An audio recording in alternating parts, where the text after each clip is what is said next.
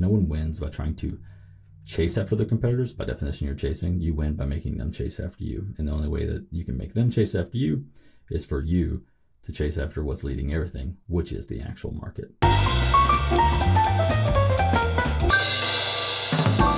Welcome back to the Honest Marketing Podcast, where you learn proven strategies to grow your business without selling your soul. I'm your host, Travis Albritton, and my guest today is Skyler Reeves. Skyler Reeves is the co-founder of Ardent Growth, a marketing agency that works with other marketing agencies to help them establish just killer content marketing strategies that drive strategic goals for their business. And so in this episode, we cover a lot of topics. Definitely lean into the chapter markers and the timestamps to hop around if you want to, but we'll really start off with just his origin story of jumping into marketing and how he transitioned into that, the specific things that they have done internally with their team to optimize for what he calls throughput or key deliverables for clients. If you're in any kind of service-oriented B2B space where you're always trying to think about how to best leverage your team members and really get the most out of what you can produce to get the best ROI in the mind of your clients, then that's going to be a great section for you. And then we go into their unique approach to developing content strategy. How do you figure out what to talk about, who to talk to, and then choosing the right communication platforms to leverage in order to get strategic results and growth for your business. So definitely stick around to the very end where I give you my number one takeaway from my conversation with Skyler, as always. But here it is. Let's dive in. Well, Skyler, welcome to the Honest Marketing Podcast. Super happy to have you here and to dig into all the questions that I really want to ask you for my own selfish purpose. So, again, just thank you for being here. Thanks for having me on, Travis. Appreciate it. So let's start off with just a little bit of context, who you are, what you do, and then the work that you do at Ardent Growth. Yeah, so my name's Skyler Reeves. I'm the founder and CEO of Ardent Growth. The work I do is varied. I tend to always try to find unique and novel problems, but the work that the company does specifically is tied around content marketing across whatever channel or media that we have to use to reach a target audience. And how did you get into content marketing and the company you have now? Because this isn't your first stint in marketing, like you've had a track record. What was kind of the origin of where you're at now and the business that you have now?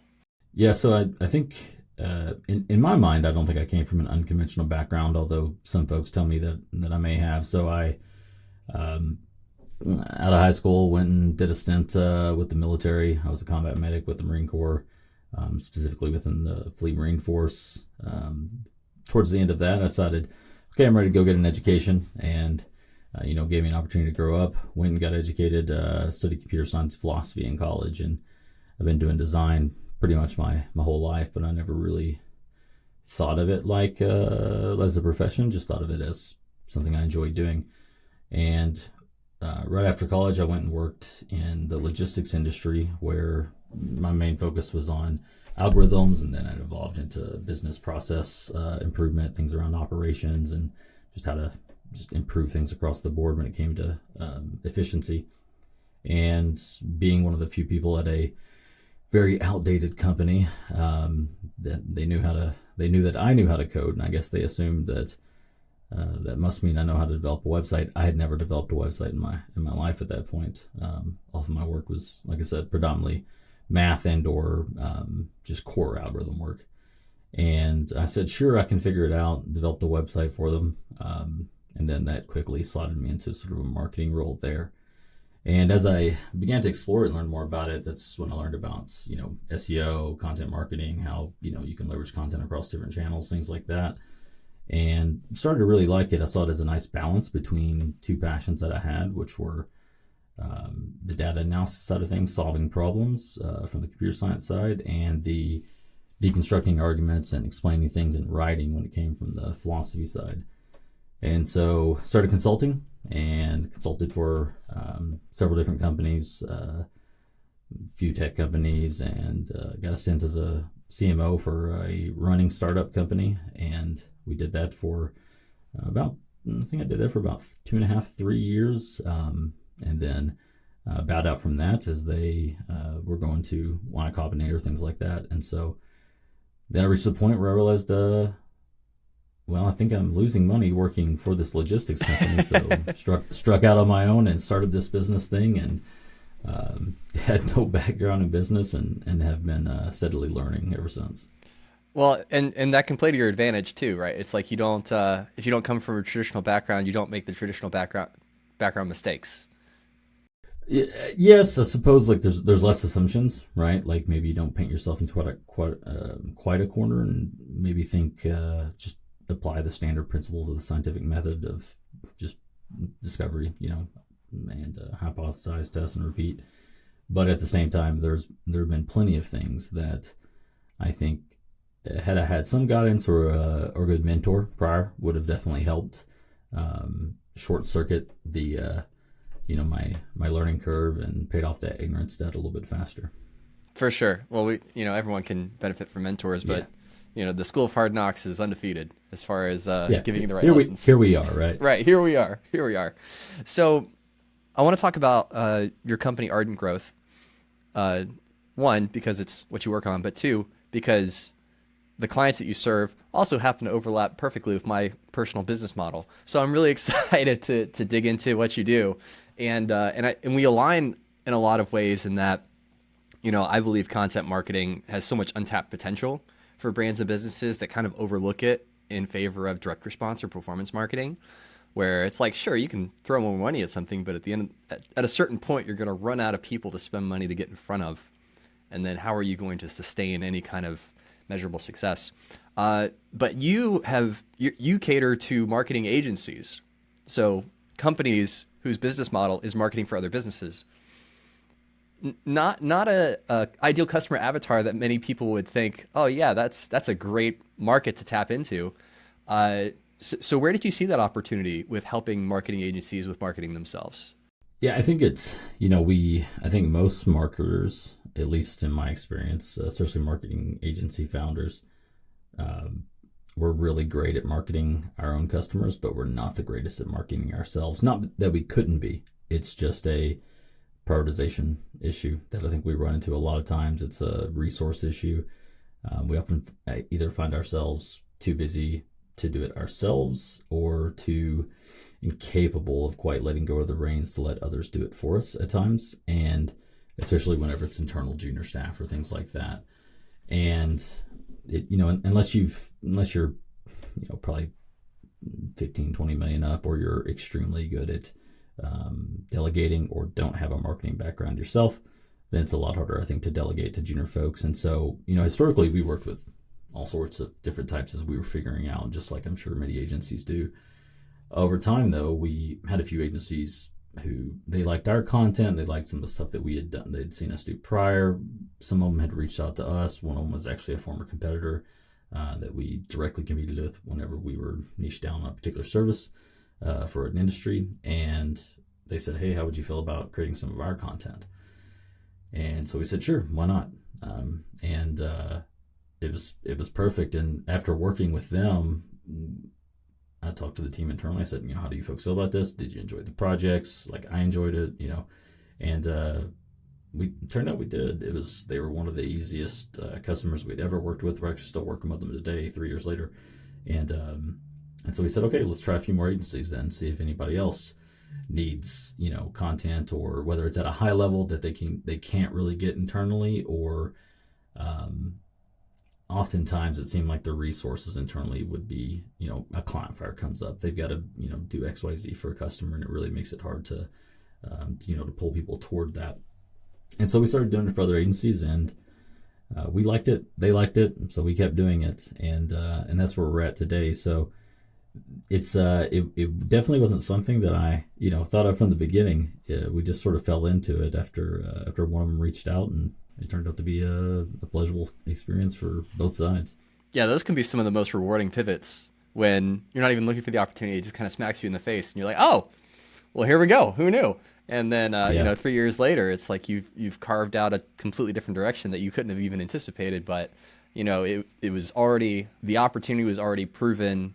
You weren't like testing some edge case business model idea. It's like somebody came with a problem, and they want to spend money with us to go fix it.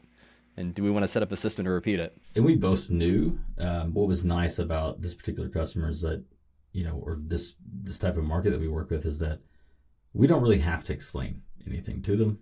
They get it, we get it, and they don't have to explain anything to us either. We understand what they do, who they do it for. Of course, there's sometimes a little bit of a learning curve whenever we're going to work with somebody who works with an industry that we've never worked with before. And usually at that point, we're diving in to do some pretty in-depth market research on their behalf, but we never get pushback on it because, oftentimes they've never done it, which is surprising, but not surprising at the same time of how few marketing agencies have actually done legitimate qualitative and quantitative market research on their industry to figure out where their numbers and constraints are at. But we get up to speed on the audience pretty quick. It's usually really easy to talk to internal sales or the founder themselves, and what's really nice too is that I think on their part with us is, we're a team of what I would call like high level strategists for the most part, and so they're able to get a level of quality that they just couldn't get otherwise, or would sometimes be too cost prohibitive, or if they were to hire people at that level, this might not be something that they would have them working on. They would probably have them working on different sorts of objectives, or running client accounts, things like that. So, I mean, that's a great position to be in, where agencies can get a bad rap of, they promise the moon and they deliver next door, it's, if you really want to have staying power and develop those long-term relationships, you really want to be able to put yourself in a position where you can demonstrate a skill set that is above market value for what they could get elsewhere. That they really do see you as a partner in what they're doing, instead of, we'll outsource this for a bit, but really the long-term solution is to figure it out internally, or, they can't really do what they say they could do. So that's great that you've been able to carve out that position. Don't get me wrong. I always encourage folks to figure out how to build it internally eventually. And we're pretty open playbook with folks. So we're like, hey, here's what we'll do. We're going to get you where you need to go, help you, accomplish your 1-2 year goals, whatever the objectives are, right? But it's like, our playbooks are open. Feel free to take them and use them if you want to use it for your own services. If you want to use it to hire internally, we'll help you out. Just don't poach our people. That's all we ask, That's fair. And beyond that, it's, I like to see people, thrive and grow on their own. It's, and I think it's good. It's the same reason why maybe you don't want to stick with the same particular customer for too long, unless what you're doing is more of a commoditized, productized type service. Because over time, I think you do need to inject new life, new blood, new ideas into the mix. And so, we always encourage people to either try to grow and do it themselves, or begin to take some bits of it, themselves internally as well. So, speaking of giving away the farm and trusting people to work with you when it's beneficial, and then internalize different processes when it is, something we were talking about offline before we started was this idea of optimizing team utilization, or how do you streamline your internal processes to make the most of the resources that you have? Because any service-based business where you're delivering something to a client or a customer, and there's hours attached to that or deliverables attached to that, there's always a tug and pull of, how do we maintain the quality of what we do so in an efficient manner that doesn't burn out our team, but allows us to, deliver a level of service that really delivers for the client. So what are some of the things that you've learned internally as you've constantly looked at your own processes to really capture that balance well? So this is sometimes a contrarian answer, but I think if people kind of reason it out, it tends to make a bit more sense. But one thing I think that most folks get wrong is an over-focus on utilization and less of a focus on throughput. They need to put more emphasis on throughput and less on utilization. It'll just sort of shake out. I'm not saying don't track utilization. It's useful, but it's not the end-all be-all. If you constantly index towards utilization, you will burn out your people. You will reduce the quality of work. You will encourage multitasking and context switching. And that's just going to eventually, you're going to see ramifications across client churn, across employee churn, across your own mental well-being, and things like that. And then real quick, what when we say utilization, how would you define utilization versus throughput, just so people have context? Sure. So capacity is the total number of hours that you have available to do a thing, right? Utilization is what percentage of that capacity are you actively able to, whether it's billing, so you could consider that active utilization, or what would be total utilization is just the total number of hours spent. from the available capacity. Just divide the numerator by the denominator to get the percentage. And then throughput is the you can think of it the way we define it is the total number of valuable work items delivered to a customer. So it's if you're, let's say you produce, blog posts, or you produce social media posts, or you produce podcast episodes, right? Throughput is just how many episodes did you produce, and usually benchmarked by some period of time. So what was your throughput within a given week or within a given month, right? And so a key point there is valuable work items. So that doesn't mean every little task that you complete. It means what tangible thing did you deliver to a customer that they perceive as valuable. And so if they don't perceive it as valuable, it's really just sort of a subcomponent of something bigger, or you're selling them something that they don't really need. So a lot of folks will focus on when you focus on utilization, what happens is you're trying to balance how many hours can I get out of this person, right? So a lot of people, even when they try to focus on, say, a 70 to 75% utilization to be sort of what's quote unquote considered an ideal balance, I don't think that that's useful, because what you don't see are the hidden opportunity costs that you incur from the context switching that comes as a byproduct of it, because with utilization also comes utilization per account. And so people will talk about not wanting to overservice a customer. So let me preface this by saying, if you bill hourly, utilization probably is the way to go, but then you need to be thinking long-term about how you can get away from billing hourly, in my opinion. No one really wants to pay hourly. People would much rather pay for an outcome. That being said, if you're doing work that's obviously completely new, it's a very unknown, novel problem, sure, bill hourly, right? But then try to figure out how to scope some sort of tangible outcome around it in the future. But if you focus on, say, delivering, whether it's an actual deliverable like a podcast episode that's produced and live and syndicated across networks, right? Or whether it's X amount of revenue increase year over year, or a new hire that if you're recruiting agency, let's say you help someone, you help find a new director of XYZ department. That would be something that I don't think that you need to be focused on. Am I over-servicing? Because if you focus on over-servicing, you're always going to be at odds with the amount of value that you can actually deliver. I believe in figure out how to deliver the maximum value possible, and then from there begin to figure out how to make it more efficient, whether that's stripping elements of it away that aren't really necessary, whether that's a role, whether that's a step, whether that's some piece of a deliverable that the customer doesn't really care about and doesn't really make that much of an impact, or whether that's just looking at your process and identifying where are the bottlenecks, how can we reduce the total time that it takes. And that's where metrics like active time, cycle time. So active time is what was the actual amount of hours that you spent on this, or days. That's how we tend to measure it, or half days. And then cycle time, what was the total time it took to complete? Because that's the other problem about utilization is when you focus on it. Let's say you spend 7 hours doing something, but let's say it takes you 3 weeks to do because you're context switching and trying to balance that across different customers because you want to keep them all happy. What you end up doing is you kind of keep all customers they're still around, right? But none of them are exactly excited or delighted. And whereas if you just reduce the amount of work that you have in progress at any one given time and just focus on throughput for that individual customer, you'll end up, believe it or not, it's a paradox, but you'll end up actually getting more done in less time and delivering more valuable to customers on the back end.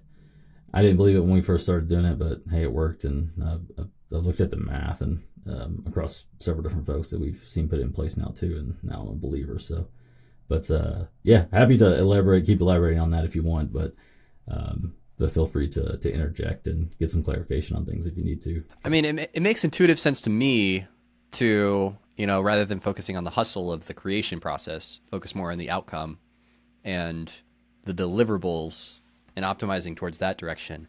I'd be curious how you communicate, because within that, especially if it's a client-facing role like an account manager, depending on the level of service that your clients have come to expect from you, if it's like, hey, I'm just used to getting a 15-minute reply window whenever I send you an email because that's just how we've interacted in the past. And now you want to shift them to be able to focus deeply on specific tasks so they're not always trying to multitask and context switch. Have you run into any instances of either yourself or companies trying to implement this and retraining their clients to help in the long game service them better, but readjust some expectations in the short term? Not, so we haven't. That's probably because we kind of approached it from this way from the get-go. I've been up, like from the very beginning, I've always told customers, I check my email twice a day. I open up Slack once a day. That's about how the response time is going to work, right? And it's like that kind of across the board. That being said, the way that you can mitigate it is, one, just have a conversation with them. Most people are adults and they understand if you say, hey, look, no one likes context switching. Literally no one does. Like no one really enjoys it, right? So you say like, look, I'm context switching all the time. That's also affecting my ability to be able to deliver you the most value I possibly can. Because of that, here's going to be the windows in which I'm going to be able to respond. I'm doing this because, just give people a reason. Most people are pretty understanding. If they're not, you could replace them. You probably didn't need them anyway. I've yet to, like we've helped other agencies do this too, and I've yet to have anyone just blow a gasket. That being said, if you work in an industry where you think you have people like that, ideally what you would end up doing is having a separation of roles between, so Paul Graham talked about this in his famous essay, the maker schedule, manager schedule, right? An account manager is a manager, right? Like they live in that world of 30 minutes, hour increments, right? And so they're constantly context switching. That's normal. People who live and work in that role, it's fine for them to context switch. That's the role, right? But if you have people who are responsible for any sort of deep work or really getting things done, so who your doers are, who's working on delivery on the back end, right? These people should not have to operate underneath that schedule. They need longer periods of time to be able to stay focused so they can get a thing complete, because it's much easier. So like the mantra we say is, it comes straight from Kanban, which is stop starting, start finishing, right? And so just work on the thing until it's done.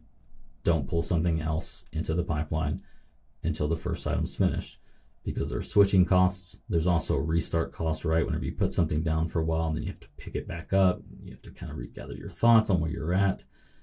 And that's the easy way to go about it. So that's the way I would split it out. If you can, if you're in a position where you can't really do that, split your time schedules that way then, where maybe the first half of the day is maker time, or however you want to do it. I think it often works better if you make the first half of the day maker time, just because if you try to take meetings in the morning, it'll derail your entire afternoon most of the time. But if you split your day like that, I think most customers could be understanding to that, knowing that they get a standard response window of 15-30 minutes or whatever during the afternoon. Again, I would break those habits as fast as possible. Nothing is ever really that urgent that it needs to be responded to within 15 minutes. And if there are, be very, very clear about what those are in your SLAs.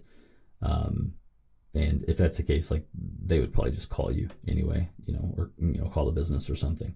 Yeah, if there's a 5-alarm fire, you're going to know. They're going to be breaking down your door. Yeah, 100%. So I would love to pivot to specifically your approach to helping agencies and your clients think about content marketing for themselves and marketing for themselves. Because there's obviously the executable strategy of, we'll create LinkedIn content or create a podcast or do some blog content or webinars or, X, Y, and Z.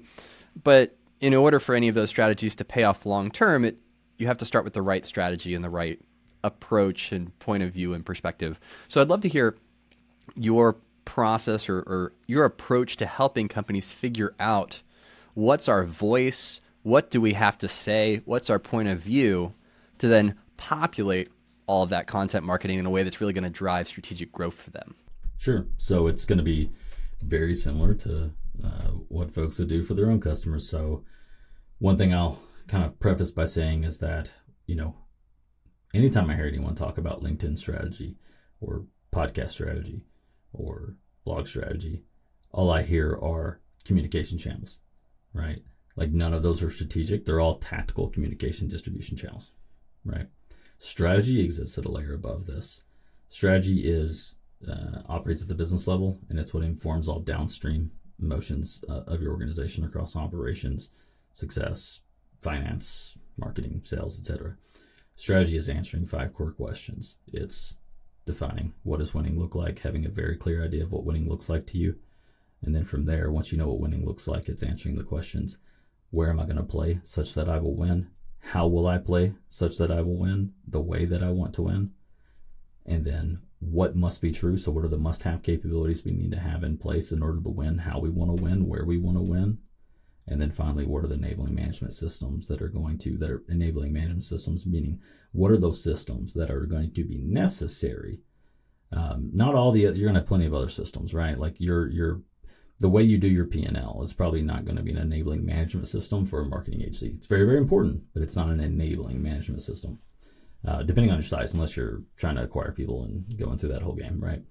But then the enabling management systems are what enable all of those things to exist and work the way they need to. But the harder strategy is where to play and how to win. So what you have to be very, very clear about there is where can you create a disproportionate competitive advantage in the market such that not that you're guaranteed to win, but it gives you the best possible odds, right? So that you can stack the deck in your favor.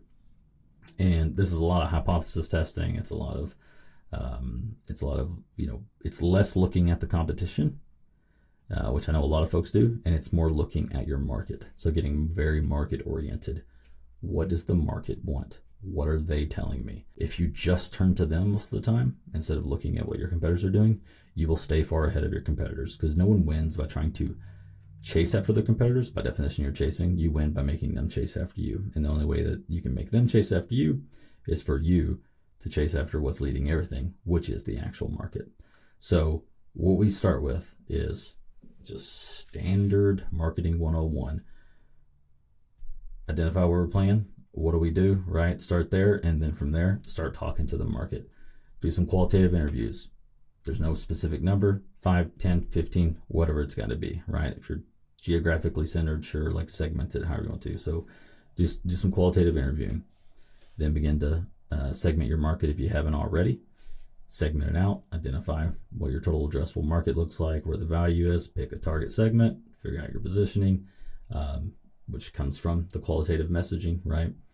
And when it comes to, comes from the qualitative interviews, sorry. And then from there, do your, if you have the means available, which it's not really that hard these days, you can run it on Facebook ads or something like that to get enough responses. You only need like 96, no matter what your audience size, what your population size would be, but do an actual quant survey. All you have to do is really ask a handful of questions. Here's a set of brands, or, if let's say you're an agency that specializes in marketing for lawyers, right? Okay, survey 96 to 100 lawyers. Let's say it's 100, right? Survey them, ask them. If you can do it through a third party, that works great too. You don't have to do it through a third party, but if you can make it appear as if it's through a third party, that works a bit better. Though you don't accidentally bias things, but ask them, what marketing agencies have you heard of, and have them just write them down, list them out, right? They're gonna list, let's say 4 or 5, and then from there, that's gonna tell you 2 things. One, it's gonna tell you your level of unaided awareness and your level of top of mind awareness, whoever the first one is, right? And across, let's say 25 people listed your brand first, right? And then, okay, you got 25% top of mind awareness. Then after that, next question, show them the names and logos, right? Which of these marketing agencies for lawyers have you heard of? They select whichever ones they've heard of, right? That tells you your aided awareness. These are it's like marketing 101, right? It's very, very simple, but it's there for a reason, because you end up with some really great insights after the fact. And most agencies don't do this for themselves, and they really, really should. It's very enlightening. After that, you're asking, okay, who have you or would you consider if you're in market for services for X, whatever it is that you do, which of these agencies would you consider? They will then tell you that. Okay, now you know what your consideration is, right? And across the market. And then if you had to pick one, who would be your preference, right? And then that will tell you your preference because they can only pick one. So not only does that tell you what your numbers look like across the market, and it's a representative sample if it's truly random, but it will also tell you what your competitors look like across the market. And this is about the only time I think it's useful to actually look at the competition. And it's because it gives you a landscape to understand where their weaknesses might be, because it can tell you where you might want to play. Because you want to play in an area where you don't have competition if you can, right? So identify where they're weak and you're strong, and that's probably where you want to play. And when you look at those numbers, though, the next thing you can do is say, okay, you take them, literally just flip the funnel. It's all it is, a funnel, right? Awareness all the way down. You just flip it on its side and you do the math on it. And then from there you can say, okay, like where do we have our greatest drop off at, right? Add a percentage in terms of basis points to each one to say, okay, where would it be that if we increase this, we would have the greatest lift in terms of revenue? That then becomes the greatest constraint of your acquisition across marketing and sales that you need to go tackle. So let's say the people who do know of you really, really prefer you. You don't have a problem. Most of them, people who've heard of you, they consider you. But across the whole market, not a lot of people are aware of you. Okay, you have an awareness problem. That means you don't need to do direct response marketing for the most part. You can, like you will get some people to become aware of you just in virtue of them receiving a email or something like that. But you can reach much more of the market if you just, and a lot cheaper, if you just run more brand style educational, right? Just awareness campaigns on some social platform, right? Run that. Let's say your awareness is, 15% of the market, right? Your next closest competitor is like 40. That's the other thing too, is if you look across competitors, you can kind of get a baseline on what's normal in a given range. And so if everyone else is, 2x what you are or whatever, right? If the numbers shake out, you would say, okay, I have an awareness problem. Well, all right, so then this year, set your objectives to increase awareness from 15% to 40% year over year. And now you have a very clear objective and you know exactly what the tactical execution needs to look like in order to fix that constraint. So always focus on the biggest constraint, whether that's in marketing or like what we were talking about earlier in terms of operations, whether it's to the constraint, the bottleneck in the actual throughput flow of the delivery or service that you're providing, right? So we start with that. And once you know that, that kind of just tells you everything else, because it's what's going to tell you, okay, well, where's your market at? What are they, what channels do they use? You find out during the qualitative interviewing by asking them how they like to buy, what sort of things they consider, right? Things like that. That all bakes into your messaging, and you just run that sort of messaging across the various channels that you're going to use to reach them, whether that's LinkedIn, whether that's podcasts. I think the best way, and what I recommend folks do, is try to create some sort of like center nexus in which all things can proliferate from. So podcasting or some sort of event, like hosting a weekly live event or a bi-weekly live event, call it a webinar if you want, whatever.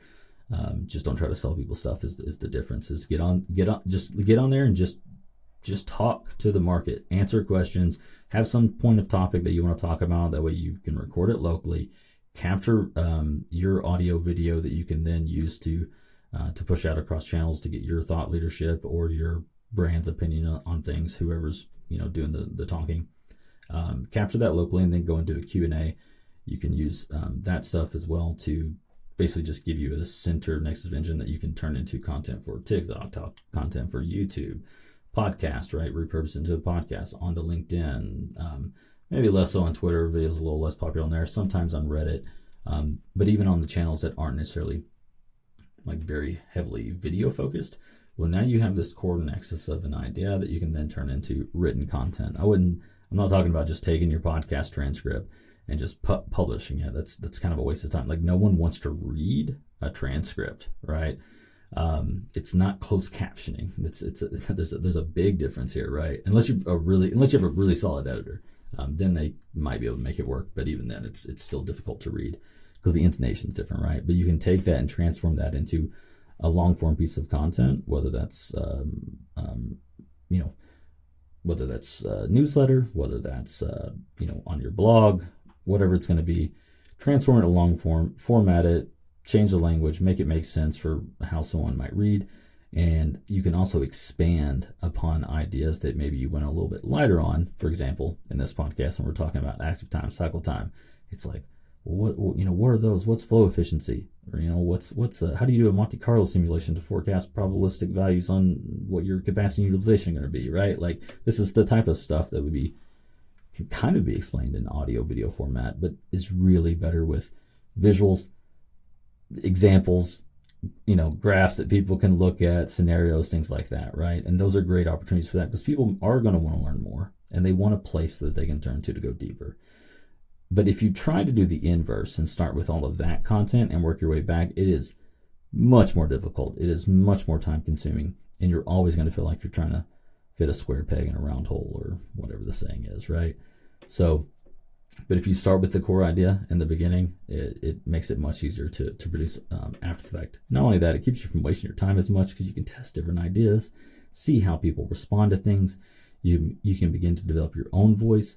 And also, if you do a live event, by doing the Q&A with people, even if it's only 4, like, hey, well, look, you take sales calls one-on-one, right? Like, okay, sit on a call with 4 people and let them ask you questions. Like, not only do you develop relationships with them, but the questions that they have, I guarantee you the rest of your market has them too. And so it gives you this opportunity to refine and grow and re-articulate and reformulate what your answers to these things are, what your position in the market is, right? It's one of the best ways to do it, versus just kind of sitting in our heads thinking what the market wants to hear, coming up with this great offer that we think is so amazing, coming up with this great marketing campaign we think is so amazing, but we have never once talked to a customer, and then we put it out there and wonder why it falls flat. So that's our approach, and that's what you do with your customers, right? Like, even if you're not talking to your customers, you're talking to the founder, and they tend, or the head of marketing, or a sales rep, or a customer service person, something like that, right? Like, you're getting, still insights on what the market wants, and rather than just kind of guessing. So that's our approach. Okay, so a lot of great nuggets in there that I want to unpack, and then kind of like transition a little bit to some more practical things. So first, I loved the whole. I don't think I've ever heard of that strategy before. Like, run paid traffic to a survey for your customer profile and let them just literally tell you what they know about the offers and the other people that are out there. I've never heard that before, but that seems like so simple, because you can do that for like $5 a day and get. It's way cheaper than SurveyMonkey. The one caveat I'll throw in there is, like, depending on your market, if you're let's say you're obviously, when you're trying to do geo specific, it's sure. very, very easy. But if you're trying to do, a very particular type of buyer persona, like if you sell to, doctors, emergency doctors at hospitals that are XYZ, right? Like, sometimes you might be better off going a more formal route. Otherwise, you're going to need to include disqualifying questions in there too. Typeform is probably one of the best ways to do this, because it's just the way the routing and conditional logic works. But that way, when someone begins to fill it out, it can short circuit and be like, hey, thanks for your participation. Close it out. That way, you're able to get to the responses of that are coming from people that actually fit your criteria, unless you're using something like Clearbit and can more specifically, like if you're B2B, can more specifically target the titles. Otherwise, you could run it on LinkedIn. It's going to get significantly more expensive, but that's another route. Don't send it to your list. Don't send it to your email list. Don't send it out across your social channels, like organically. You can't, like, in the absence of any route, that it's talking to your market's better than not talking to your market. So by all means do it. But your data is not going to be a representative sample, because it won't be truly randomized. So just you're starting with the audience of people who already have awareness of who you are, otherwise they wouldn't see it, right? And then real quick on the execution of that, do you offer any kind of like incentive or reward for filling out the survey? Or is it just like, hey, you got 5 minutes, fill out the survey for doctors? Like, how do you position it, the value for the person coming in? So you can. What we've seen it 2 ways. Like, so first off, offering any sort of paid incentive doesn't bias the results whatsoever.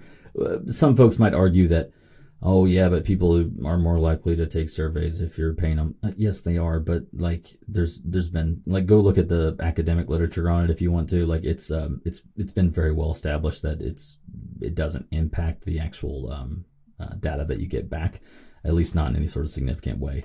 It may across some very particular niche audiences, but I doubt that we're going to run into that. That being said, another route you can take, depending on your audience. So let's say you're working with any sort of, we see this a lot in B2B. If you're working in B2B, which is where getting survey responses tends to be more expensive because you have to get more targeted with who the respondent is going to be. One of the best approaches you can take there without having to spend money is offer to let them see the data when it's finished as it's anonymized. Because most of the time they're interested. They would like to know, especially if you ask additional questions across. Let's say you've got your core like 5 to 7 questions. If you ask some additional questions interspersed in there related to the industry itself, almost like what you would do from a qualitative standpoint, like what are the common problems you face? Where do you turn for information, right? Like they're interested in that information as well. And so if you extract that information out and then provide it to them, that is oftentimes a pretty good incentive for them. I'm sure marketers have, like founders agencies have seen,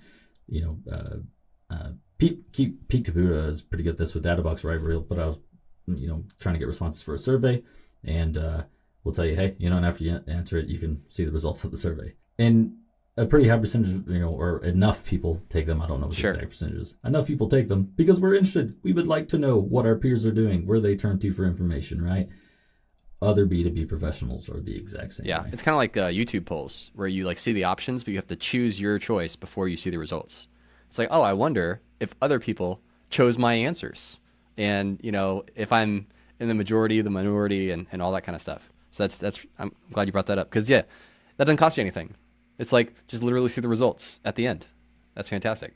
And then the other thing that I loved about your approach to figuring out the strategy is directly connecting the strategy of what you're doing to the greatest leveraged opportunity. If you think about the whole buying journey, which your process captures really well, from level of awareness, problem, solution, product aware, other competitors in the space. It's like you can really capture the whole buying journey from first discovering who you are to making a purchase decision. But then reverse engineering what to talk about and how to position yourself based on where you see the greatest opportunity to close that gap.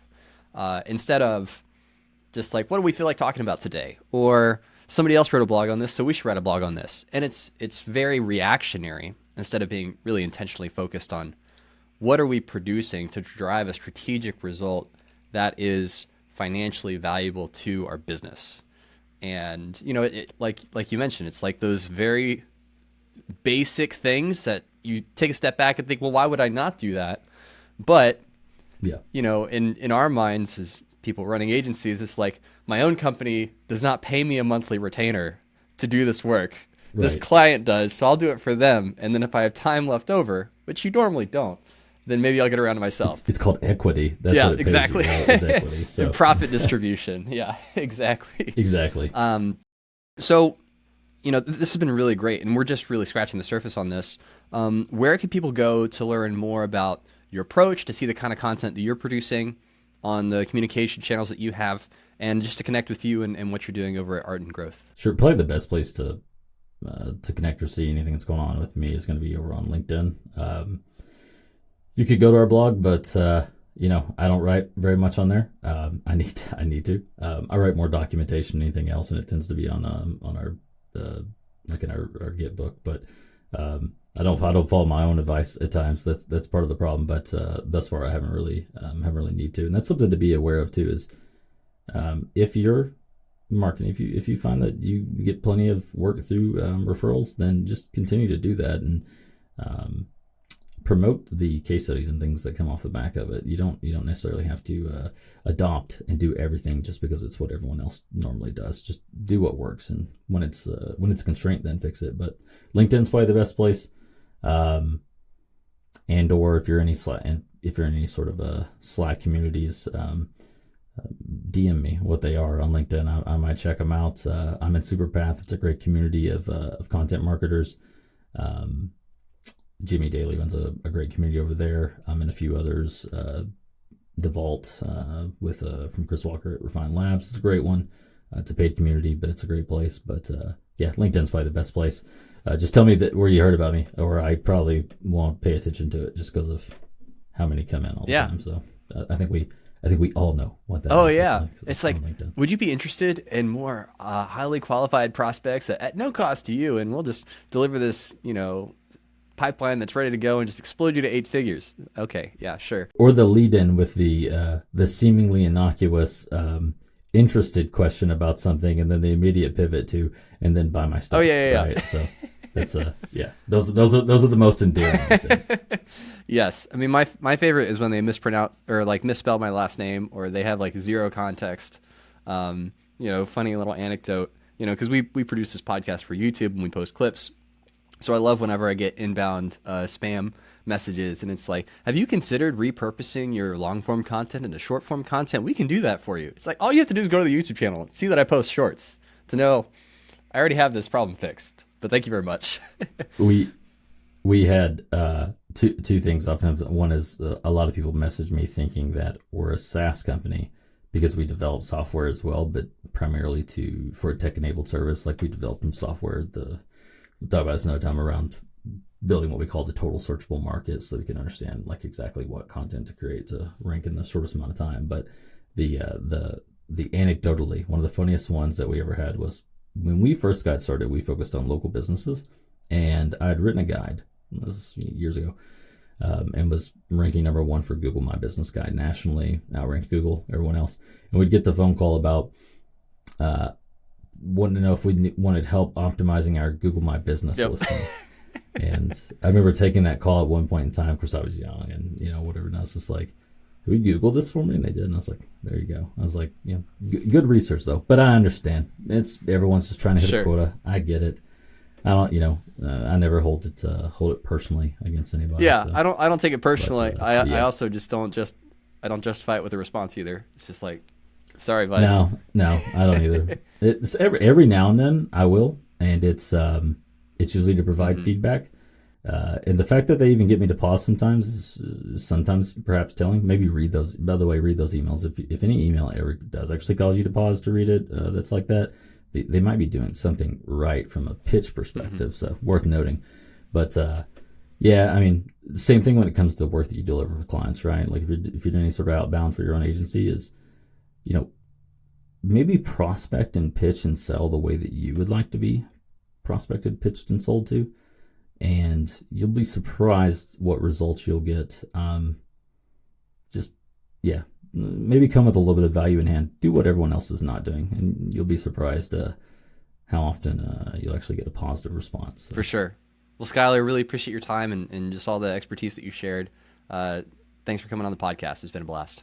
Yep. Thanks for having me on, Travis. Enjoyed it. So I would say that my number one takeaway from my conversation with Skyler is that when you are looking at the opportunity for your business to leverage content marketing, whether that's live events / webinars like we talked about, or podcasts, or blog posts, or LinkedIn content, reverse engineer the part of the funnel where you can make the greatest gains. Whether you start with a survey or just look at your internal numbers and your sales pipeline and process, wherever you're getting the most drop off, use that as the inspiration for the content that you create, because that's going to then reverse engineer back into higher leverage results for your business than if you talked about something that maybe got a lot of impressions or a lot of lift, but wasn't going to move the needle as much. So just really appreciate his approach and philosophy when it comes to marketing, and really looking at a holistic approach to your business. And I hope you took that away from it as well. So definitely check out the Skyler's LinkedIn profile, which is linked in the show notes below. Let him know you heard him on the Honest Marketing Podcast. We can connect with him.